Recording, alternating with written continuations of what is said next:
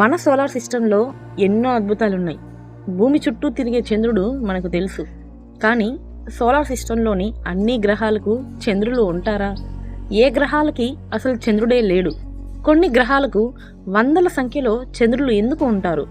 ఈ ఆసక్తికరమైన విషయాలను ఈ వీడియోలో తెలుసుకుందాం.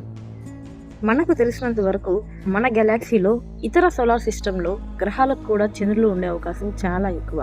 కానీ ప్రస్తుతం మన టెక్నాలజీ వాటిని గుర్తించడానికి సరిపోదు.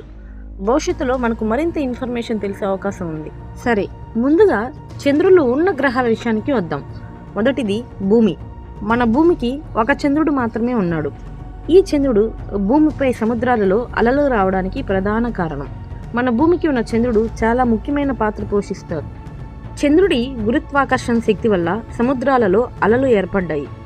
ఇది సముద్ర జీవుల పర్యావరణానికి చాలా అవసరం. చంద్రుడి గురుత్వాకర్షణ శక్తి భూమి తన అక్షంపై తిరిగే కోణాన్ని స్థిరంగా ఉంచుతుంది. దీనివల్ల మనకు స్థిరమైన వాతావరణం, ఋతువులు ఏర్పడ్డాయి. చంద్రుడు లేకపోతే భూమి ఒకసారి నిటారుగా, మరోసారి వంగి తిరుగుతూ వాతావరణంలో విపరీతమైన మార్పులు వచ్చేవి. రెండవది అంగారకుడు, అంటే మార్స్. అంగారకుడికి 2 చిన్న చంద్రులు ఉన్నారు. వాటి పేర్లు ఫోబోస్ మరియు డీమోస్. వీటి ఆకారం గుండ్రంగా ఉండదు. ఇవి బహుశా అంతరిక్షం నుండి లాక్కోబడిన చిన్న రాళ్ళు కావచ్చు. వీటి వల్ల గ్రహానికి ప్రత్యేక ప్రయోజనాలు ఏమీ లేనప్పటికీ శాస్త్రవేత్తలకు మాత్రం అవి చాలా ఉపయోగపడతాయి. అవి ఎలా ఏర్పడ్డాయో తెలుసుకోవడం ద్వారా సోలార్ సిస్టమ్ పుట్టుక గురించి మరిన్ని వివరాలు తెలుసుకోవచ్చు. మూడవది గురుడు, అంటే జూపిటర్. మన సోలార్ సిస్టంలో అతిపెద్ద గ్రహమైన జూపిటర్కు 95కు పైగా చంద్రులు ఉన్నారు.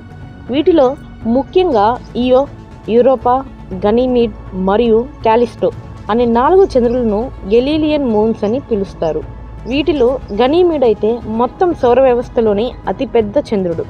నాలుగవది శని, అంటే శాటర్న్. శాటర్న్కి 146కు పైగా చంద్రులు ఉన్నారు.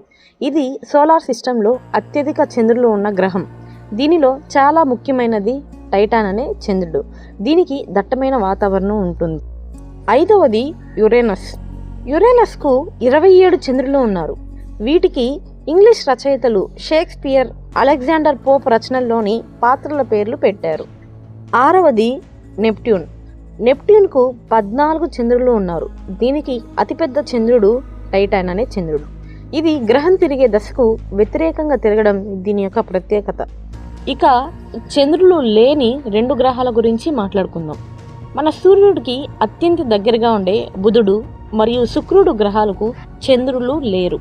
దీనికి ప్రధాన కారణం సూర్యుని బలమైన గురుత్వాకర్షణ శక్తి. ఆ శక్తి కారణంగా ఈ గ్రహాలు చంద్రులను తమ కక్షలో నిలుపుకోలేవు.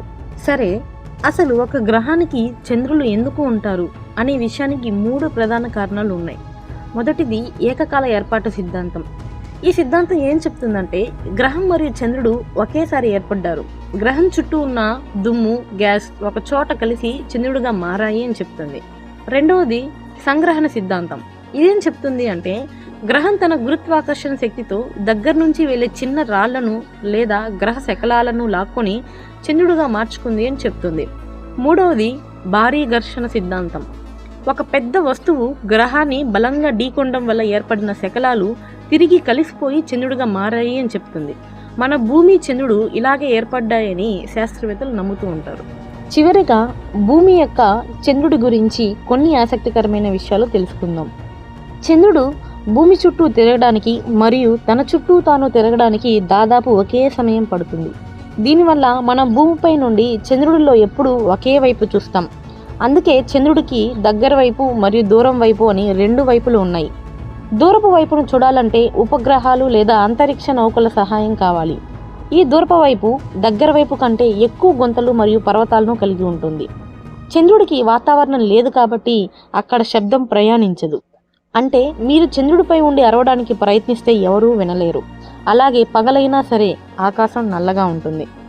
చంద్రుడు ప్రతి సంవత్సరం భూమి నుండి దాదాపు 3.8 సెంటీమీటర్ల మేర దూరంగా కదులుతున్నాడు.